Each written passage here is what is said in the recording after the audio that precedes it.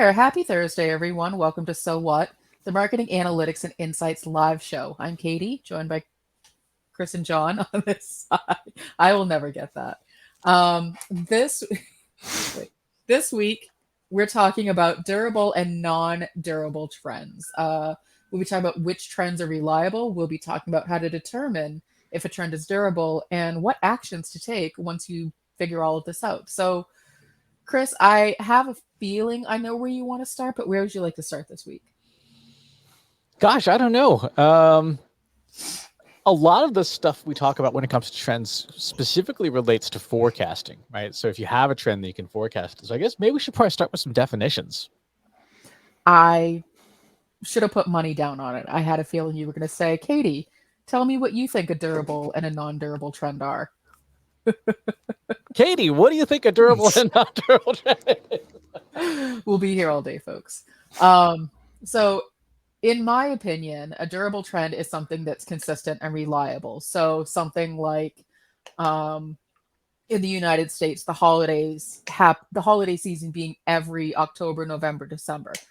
That's a constant. And so you can always bank on Halloween and the trends around that for a couple of weeks looking at costumes. You can always bank on US Thanksgiving and you can always bank on US Christmas and the coinciding shopping and gatherings and meals and things around that. So to me, that's a durable trend. So regardless of what else is going on in the world, those things continue to happen. Whereas a non-durable trend is something that it's not consistent.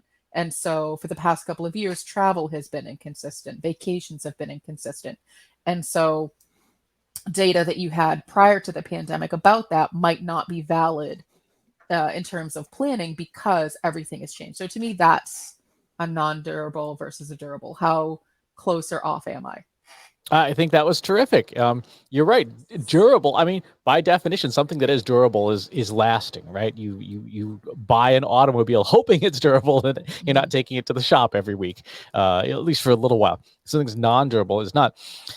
What's happened, though, as you pointed out, is that over the past few years, a lot of things that were previously durable, for one reason or another, have not been. So everything from the availability of wheat, thanks to the Russian invasion of Ukraine, is no longer a durable trend. There's some incredible disruptions in the marketplace. AB formula, right? That's this week's crazy thing. But there are absolutely things which are 100% nearly guaranteed around things. So let's look at a couple of very quick examples here, just to point out those things Kate was talking about. Our favorite piece of software for doing basic trend analysis is, of course, Google Trends. So let's put in gift ideas, which is an incredibly popular term. And here we're looking at the last 12 months, right? So we have this big bump here starting in October, and of course it peaks there. And then we see a bump here around Mother's Day, and we see a bump here around graduations. So some pretty common things. Now, if we were to take a bigger view of this, maybe we zoom out here for like 5 years, now you're really starting to see a pattern. Right? There's a pattern. It looks like a heartbeat almost. That's a indication of a pretty durable trend. The key measure of durability is those patterns, right? It's that ability to see sustained patterns in your data at whatever time frame you're looking at. There's three things we have to take into account mathematically when it comes to trends: seasonality, cyclicality, and the trend itself. So a trend is nothing more than a mathematically provable change, increase or decrease, in your data over time, as opposed to an anomaly where something happens. You hit the lottery, somebody invades somebody. Those are the anomalies, whereas trends are things which are sustained. The second thing is what's called seasonality, and this is a pattern with a fixed frequency. What we're looking at right here, this is a trend that has seasonality. Makes sense. It's literally the holiday season. That's an easy way to remember it. But seasonality can occur at any time scale. So let's take a quick look. I'm going to put in dinner ideas, which we talked about previously. What kind of pattern do you see here?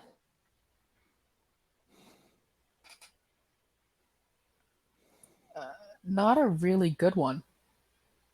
Hmm. It's one that, and this is still the past 5 years. It's one that to me, I'm like, it seems kind of, with a few anomalies, it seems kind of flat for the most part. Like there doesn't seem to be a strong trend like there was with gift ideas, where it was very consistent of like Right. Valentine's Day, et cetera, et cetera. Right. Now, watch what happens if I go from 5 years to 7 days. We're back to a heartbeat. So even though the big picture doesn't have a trend, doesn't have seasonality to it, the micro definitely does, because every single day, as you saw in this week's Trust Insights newsletter, which if you don't get, go to trustinsights.ai/newsletter. Every day around 11 a.m. is when people start going, I see dinner ideas. And so you have that seasonality. And then the third aspect is what is called cyclicality. And these are very large scale trends. So let's take a look at the term recession. Let's look at all time, everything available. And here, there are periods of time, there are cycles, there are business cycles. Now, this only goes back to 2004. To really see this, we would need to zoom out to something along the lines of maybe the last 75 years to see those business cycles. And there are these macro cycles that occur all the time. There's the business cycle. If you're in weather, there's El Nino, right? If you are in investments, there's recession, stock market booms and stuff. And our knowledge of these terms is important because we need to know what, if anything, we're going to be predicting.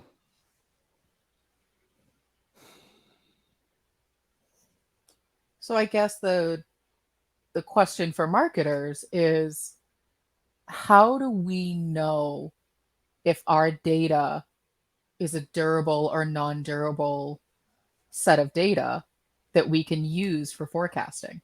Because we're talking about dinner ideas and consumer trends and gift buying. So for some marketers, gift ideas, those listicles, those things are relevant to their jobs, but that's not true for all marketers. So what should I be looking for? What should John be looking for in our data sets to see if it's a durable or non-durable set of data? You are looking for the first two of those items, trends and seasonality. So let's go over to Google Analytics, right? In Google Analytics, just got some our basic traffic report here. Let's go and maybe look at let's look at the last 90 days. And what we've got here is users by session default channel grouping over time. So the first question to ask is there a trend, right? And you can eyeball it. It's better to use some kind of statistical software. Even something simple as Excel will work just fine. And there's a mathematical test you would use called the Mann-Kendall test to determine, is there a trend? I will tell you just straight up, when you look at this data, there is no trend. Mm-hmm. Right? When we look at the traffic to the Trust Insights website by channel grouping, there is no trend here. And the second thing to ask is there a seasonality to this? And again, there really isn't. So if you wanted to say, can I accurately forecast our traffic, for like the next quarter from this data, the answer right now is no. So, but you're looking at it by channel grouping. What if you just looked at just the overview, total number of visits to the website? Because I was going to say I have a theory, but that theory is disproven because I feel like anecdotally we always get bumps to our website right after the newsletter. And so I would imagine I would see by day of week, a little bit more of that heartbeat, but it's hard to see with this. Exactly. And so this is where the tool that you use also matters, the ability for that tool to visualize. One of the things that is a lot of folks have found appropriately challenging with Google Analytics is the fact that the new version of Google Analytics really makes that ad hoc, just quick looks very, very difficult to see. It's not obvious from here.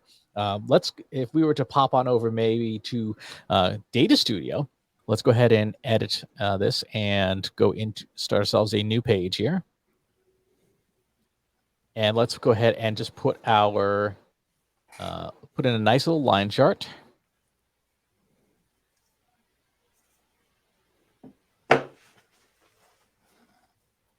And now let's that's views. Yeah, I mean, that's good enough.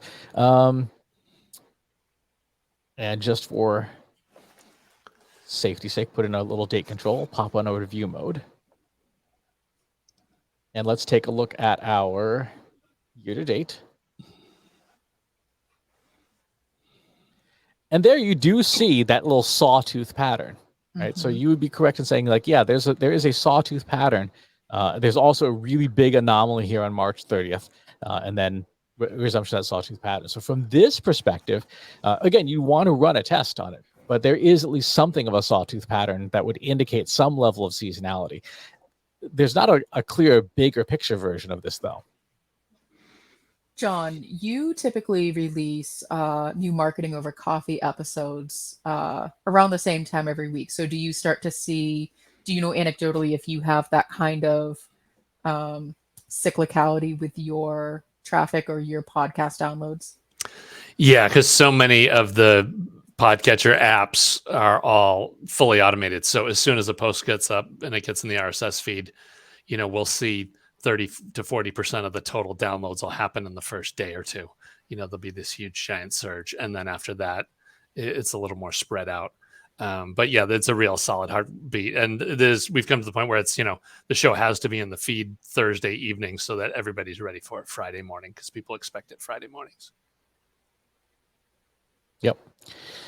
So is there a trend here? Not really. Right? There's not a clear up or down. Like, there's no change. There's a lot of whipsawing back and forth. But if you were to slap a trend line on this, in fact, let's go ahead and do that. Let's go to our style here, and let's add ourselves just a linear trend line. What you see is there's that relatively flat, right? Mm-hmm. So there isn't necessarily a trend. There is a seasonality for sure, but that trend line is not strongly going up in one direction. And if we zoom out a bit, maybe we go to 90 days. Let's see. Actually, let's go to year-to-date. Again, that line's pretty flat. So that indicates that there isn't really a trend in our data, and therefore we could probably forecast because of the seasonality, but we're not going to be able to say, like, okay, there's a clear and definite trend that we're moving up and to the right, which is what, of course, every executive is going to be looking for. In this case, that's not here yet. The second thing that we'd want to look for is there a possibility for multiple seasonalities? And so in this here, we're looking at year to date. And so there isn't really a ton to look at. Let's see if we change this up and crank it all the way back to January of last year.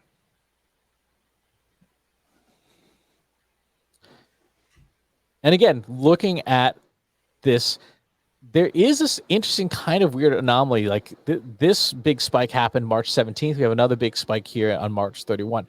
So we might want to take a look at, see what a couple of these larger spikes are. But again, even at this larger, bigger picture, there still isn't a clear, like multi-month seasonality. It really is just the week level seasonality is what we have, which makes sense. We do a lot of stuff during the week.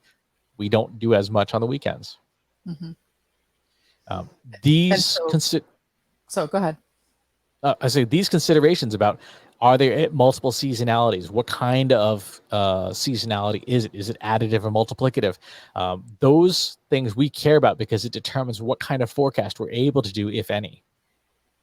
Got it. Okay, so that was going to be my question. So based on this, there's not a whole lot that we can forecast from traffic to the Trust Insights website because the trend is relatively flat. Like, we know day of week based on what we're doing in our activities, we're going to see a spike, but not enough to really change anything.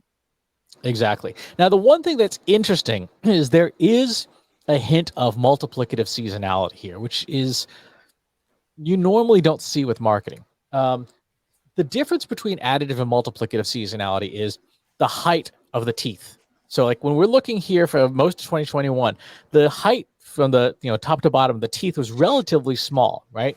And so any kind of forecast, we would use an additive seasonality forecast because the height is not changing.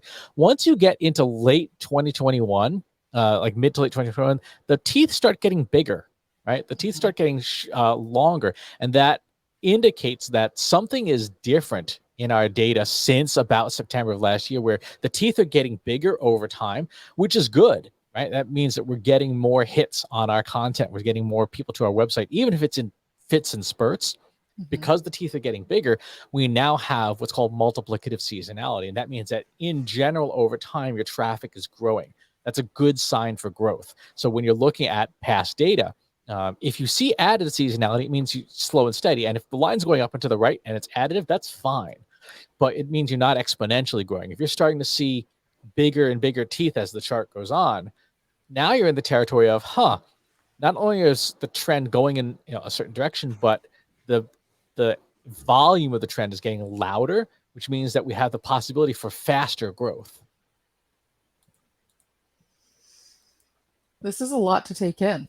It's a lot of well, no, in all seriousness. And so it's a lot of considerations because I can imagine, someone sitting in my seat saying, how fast are we going to grow? And then someone, Chris, sitting in your seat saying, if we keep doing what we're doing, not that fast. But then having to get into the mathematics behind why that is and what we know historically. And so then, it's doing that deeper dive into, well, what are we doing? What's changed? I know around September-ish of last year, give or take, we changed over the design on the website. And so that may account for some of the growth because it's a nicer design. It's the navigation's a little bit more clear cut, those kinds of things. But we've also changed the way in which we're doing our content planning. And so that may be changing things as well. And so it's not just, okay, how fast are we going to grow? There's so many different layers to that answer. Exactly.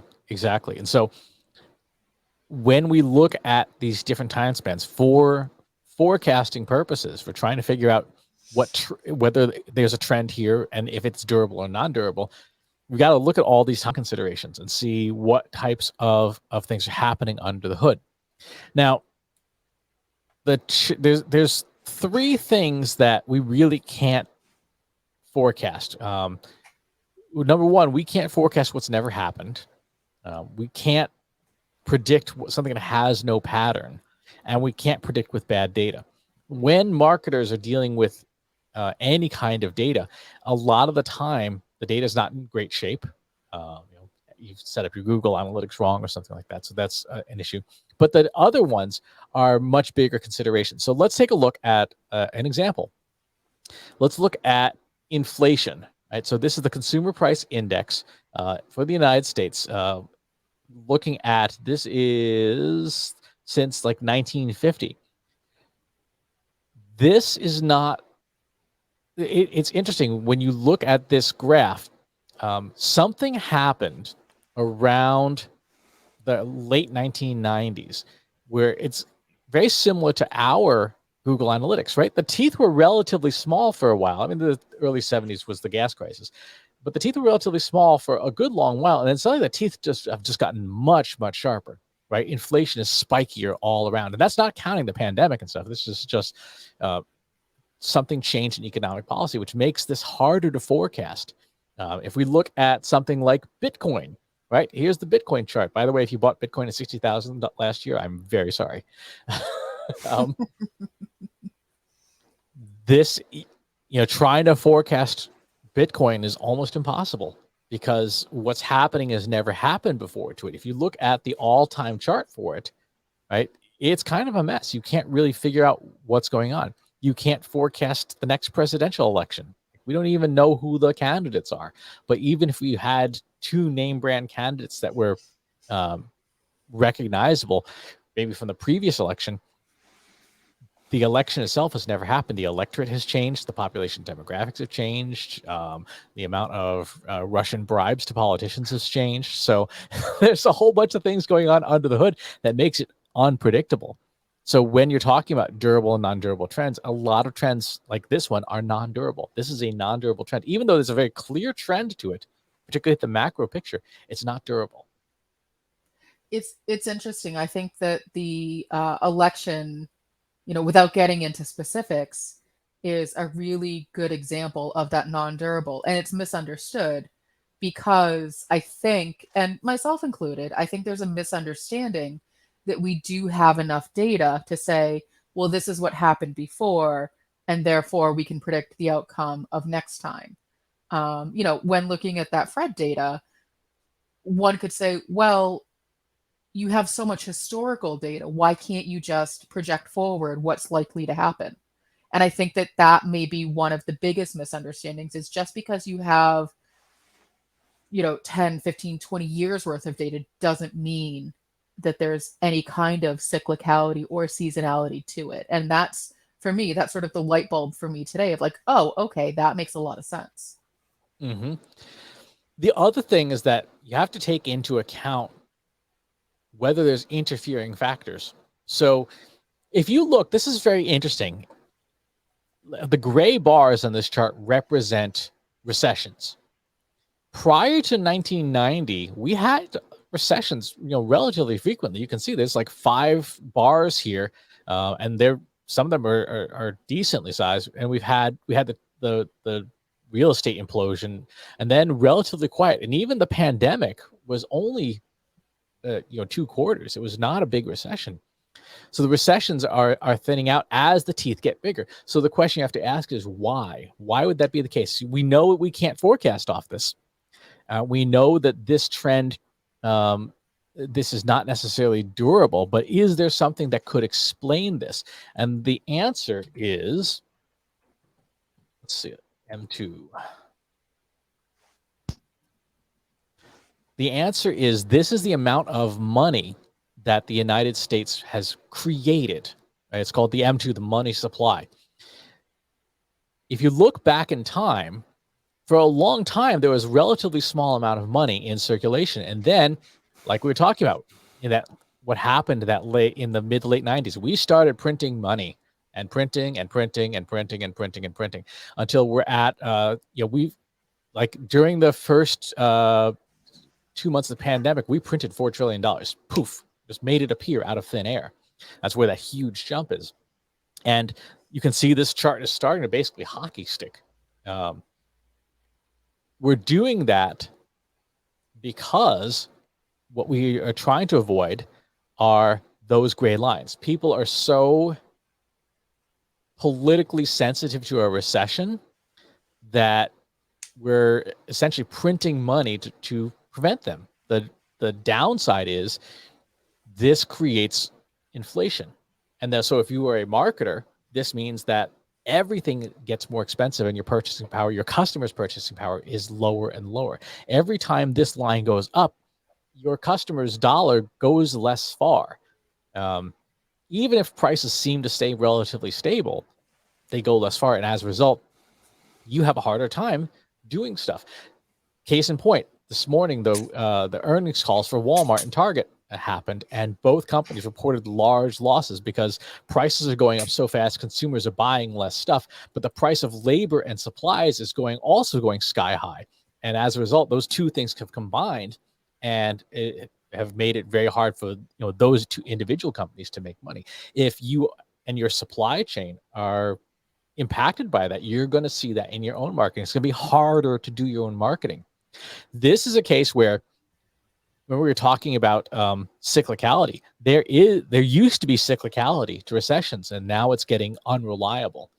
But there's a very clear, very easy mathematical trend. Like you don't even need stat software. You can just get out a crayon and then just get a ruler and draw what's happening with this trend. So there's a very strong trend here that has substantial implications at a macro level for how your marketing is even going to work. So I don't know about you, John, but my head is starting to hurt not in a I don't understand it, but really when you dig deep into the mechanics behind it, just sort of wrapping your head around it is a task in and to itself. But, you know, what do we do with all this? Like, John, what do you make of all this? What do you, as a marketer, where would you go? Okay, now I know what to do, or would you keep digging? Well, you can't, the anomalies you can dig into and find points and at least understand why those are happening. But no, it only gets worse as you continue to dig too, because you find out that all of this is irrational behavior, right? I mean, so much of this right now is panic. The money supply is huge and people are running out to buy stuff because they're worried about it costing more 6 months from now, which just is irrational. If a rational individual was trying to fight inflation, they would buy less, right? They would stop buying all the unnecessary purchases and let things boil down a little bit. So yeah, no, it only gets worse. And from a marketing standpoint, though, it's also really interesting that the normal advice there is also counterintuitive. It's yes, prices are going to go up, but so this is normally the time where the weakest firms actually fall off and die. So better prepared companies, this is the time they actually step up the marketing. And hopefully what you can do is, use this to negotiate better rates. So you're actually, spending the less money for the same amount of reach. But this is where, you're going to pick up the new customers as other organizations bail or go to, other businesses that are more profitable or not struggling as much. And then you're primed for when the economy turns around, you become the market leader and you've picked up a lot of steam. So, but yeah, there's no easy answers, that's for sure. Because again, it's all human behavior. That's, who knows what the heck is going to happen over the next 6 months. Mm-hmm. Yep. And even it's interesting. Everything just gets more expensive over time. Like when you look at professional services, like the services Trust Insights provides, our sector, the price increase has gone up an astonishing amount. When you look at just the last 10 years, we've gone and added about 100% more pricing pressure on consumers of our services because everything gets more expensive. And it's not because, well, I mean, it is somewhat because companies like ours say, yeah, we're going to charge more because we have to charge more in order to afford employees or rent or things like that. But the underpinning of all of that is the fact that we've printed so much money in the last 20 years that everything that ties to that goes up in price too. So then we get to the big question, the so what? What do we as marketers do? So we can see, okay, prices are going up, inflation, maybe our website traffic isn't a durable trend. Like, what do we do? How do we take action? How do we use this information or not to plan out our marketing? So there's a few different things. Just like you do KPI mapping, when you're trying to work out your KPIs and metrics for analytics, one of the things that you have to do is sort of supply chain KPI mapping. What costs and what economic variables impact your company's operations? So, for example, health insurance is an easy one to get your head around. The more that health insurance prices go up, the thinner your margins get because you have to pay more as a company for this commodity. And so the question you have to ask is how much of your expenses as a company, how much of your expenses as a marketing department hinge on outside actors, and can you forecast from that? So if you use SEO tools as an example, are the prices of SEO tools going up? And if so, is that something you're able to forecast? And if so, do you change your strategy if it suddenly becomes unaffordable? Like, for example, when we started Trust Insights, we did not have any budget, right? So we did the best we could with essentially free services and our own code and our own technology to be able to get up and running. Now, fortunately, thanks to folks like you who are watching this, we have some budget to do things, but those pricing pressures continue to increase, which means that we have to increase our costs, which in turn means that there's there's impacts to that. So we may lose some customers who can no longer afford us. We may gain new customers who suddenly say like, hey, now you look reassuringly expensive. Like you're not too cheap that I'm worried I'm getting a poor quality product. So as a marketer, you have to not only look at the trends that you have access from a customer perspective, but you also look at the supply chain end, the operations end of your company, and take that into account. Are there things that are going to impact your marketing budget? When you look at the CMO survey, we joke that CMOs really have no actual idea how to forecast anything because they always say our marketing budget's going up 15%. It really does. But in the entirety of the CMO survey history, that from the 10 years we've been watching it or whatever, I have not yet once seen CMOs forecast that their budgets were going to go down. Like every year they say, oh, I'm forecasting in the next 3 years, my budget's going to be up 11%. Whether it actually is or not doesn't matter. It's that they think it is, and therefore they're going to behave like that. And thus, as a marketing, like in our case, as a marketing firm, we'd say, okay, well, if you think your budget's going up 11%, I'm going to ask you for 11% more fees. So does that then qualify as a durable trend? Because they consistently say it's going to go up whether or not it does? Yes, as long as their behavior matches it, right? That's the thing. If you search for gift ideas, but then you don't buy any gifts, then you have a one trend decoupled from another. But if you search for gift ideas and you continue to buy gifts every year, then yes, there's that trend becomes durable. If you're a CMO and you're all in on programmatic advertising and then you cut your programmatic ad budget to zero, it's no longer durable, right? Because you had such a change to it that it's no longer something you can forecast. Once you get out of, once there's a big enough change to disrupt a trend, it stops being durable. So for marketers, let's just sort of talk about the mechanics of what you can forecast on. How much, this is a question we get a lot, how much data do you need in order to be able to forecast from it? Because, 1 day's worth of data obviously doesn't tell you much. 1 week's worth of data, there's no chance for real cyclicality or seasonality. 1 month's worth of data, maybe. So how much data is enough data? It depends. And as we saw with the dinner ideas one, a week's data is actually plenty fine, right? When you type in, dinner ideas, actually let's see Chinese food near me. And if I go into the past 7 days, that's enough right there. I've got enough periodic, enough of a heartbeat to forecast reasonably well. I would like to have maybe 30 days of this hourly data, but 7 days is enough for me to predict ahead a day or two and say like, okay, when tomorrow is this term going to peak?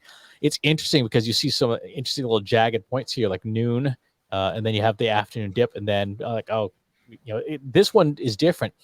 The peak for dinner ideas is earlier in the day. The Chinese food one seems later in the day, and I think it's one of those where you argue with your spouse. You're like, "What do you want for dinner?" I don't know. What do you want for dinner? I don't know. That goes on for 20 minutes. Like, fine, let's just order Chinese, and you type in Chinese food near me. Well, so put in dinner ideas next to compare and see if, because that really is an interesting, and that's where you can start to get into that, granularity. See here, that peak starts to happen much sooner. Mm-hmm. Except here, it happens sooner here. It's about par there. It's still a little sooner than the second peak here. So there are differences. Let's try.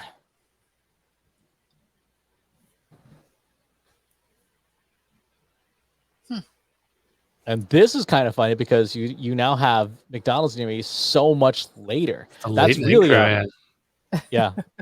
It's like, okay, we're finished. We're just going to McDonald's. Well, and that's probably, the people who have like after school activities and meetings and stuff like that run well past dinner time, and there's no time to cook. You don't want to wait for takeout, so drive-through is a better option. Exactly. Also, if you look at the timing on this, it's 2 to 3 a.m. are those peaks. So that's also people going, what's open? Is anything even open? McDonald's is open. So it's not a question of how much data. It's a question of how much seasonality is available. When you look at a week's worth of data at the hourly level, you have 168 periods of observation. That's enough to make like an additional 40, a 2 days worth of data. We generally say it's a 3-to-1, 4-to-1 ratio. For every one period you want to forecast for, you need 4 periods of data in the past to project forward. So in this case, with 7 days of data, I could project forward at least a day, maybe 2 days, depending. But because this is so seasonal, so reliable, so durable, I could stretch out a little bit further, and it wouldn't be out of the realm of reality, right? Other things like projecting Gulfstream aircraft purchases going to be really, really hard because they're so infrequent that you're going to need a really long period of time to try and build a model around that. And you may not even be able to, because there may not be enough data. So you need a 4-to-1 for whatever seasonality you're looking at, and it has to be durable. It has to look like this in order to do a good forecast. If you were to go back to Bitcoin, there is no seasonality here. That there's no cyclicality. There's nothing here that would let you reliably say, okay, tomorrow I'm pretty sure the price is going to be X. Even if you had a year's worth of data, right? You have 365 observations. Because there's no seasonality to it, I wouldn't even attempt to predict tomorrow's price. This is also why there's no such thing as a stock market predictor that works.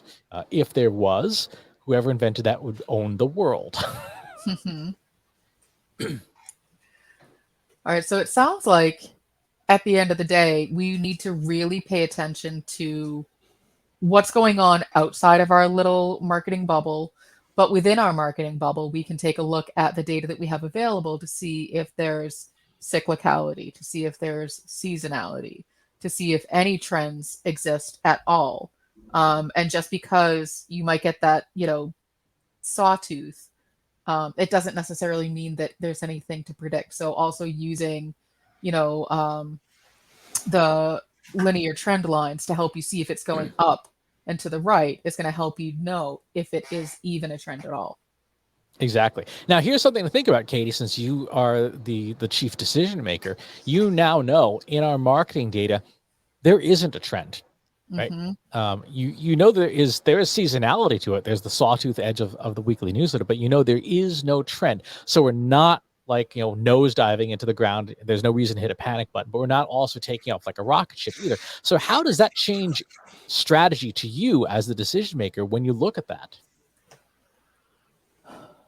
So that's when I have to, as John was mentioning, I have to start to really dig deeper and peel back all the layers of everything that we're doing to see if any one thing, whether it be the newsletter or the content or the live stream or something else, by itself has a trend. So that way we could see, like, okay, we know, obviously we do the live stream every Thursday at 1 p.m. Eastern.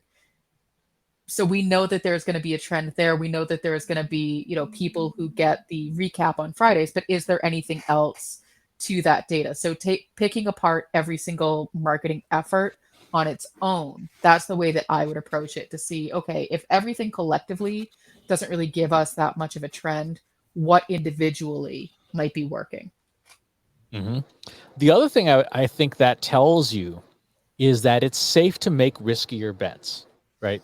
There isn't a strong upward trend that says, oh my goodness, if we do this, we're going to upset the apple cart and the train's going to go off the rails, and and the gravy train ends. Because there is no trend to begin with, there's nothing to disrupt, right? And that means that, if you want to try something wild and new, like, okay, we're going all in on TikTok, that might be okay, because we're not in a position where a trajectory of growth would be imperiled by doing so. All right, John, what are we going to risk it all on? Yeah, right. We could rent Super Bowl ad. That's the marketing classic. We just throw it down in 60 seconds and burn it all in one huge pile. All right, we'll start planning for that now. Stay tuned. At a more macro level, though, for us, what we just talked about a few episodes ago about our strategy is actually the right strategy, which is we said, okay, let's stop being slaves to the predictive calendar, right? And just do what we want to, because in this case, there is not enough seasonality in our data that would indicate that what we were doing was having a strong positive effect. We didn't create a trend with it. And Right. the absence of that trend means that it's okay to pivot. And to clarify that, we are still creating the same amount of content. We're just not using the predictive calendar to determine what content to create. And so it is still a guideline, but it's not something that we are, it has to be this, it has to be this, because we're not seeing that work for us necessarily, partially because it's such a competitive landscape with the types of keywords that we want to be known for. We're not the only ones trying to rank for those things. So we are trying to think outside of those traditional keywords. Yep. And the third thing is, and it would be a research project for us, is to say, okay, we know what industry we're in. We know what who our customers are. We know what things they care about. Of those things, is there something that has a durable trend? And if there is, can we then take advantage of that? Can we find something that has that durability to it that could be part of our content heartbeat, our marketing heartbeat? Because it's entirely possible that we're focused on things that may not have that heartbeat, and as a result, we are not generating the results we're after. Mm-hmm. And that's where your idea of doing channel level analysis, like, is there a heartbeat in our organic search? Is there a heartbeat in our social media, and so on and so forth? That's where that's going to be a super valuable analysis. All right. Well, John, you know what's coming. Adding that to your list. Yeah, right. Drill down. Here we go. Any final thoughts? No, it's you just always keep digging. That's there's always another layer. It doesn't matter what you're doing. It's almost impossible to get to the bottom. Keep digging, or take a step back and look at at macro trends too, because like Katie said, we're not living in a marketing fishbowl, right? There is a whole world out there that is having substantial impacts on us and our ability to do business. And, without getting too far down the rabbit hole, I think that that's a mistake that a lot of companies are making right now, is looking at what's going on outside of their company versus just, pounding their fists on the table and crying, why aren't we getting more? Where's all the customers? Where's all the new members to our really great thing that nobody knows about because everybody's got a million other things happening in their lives?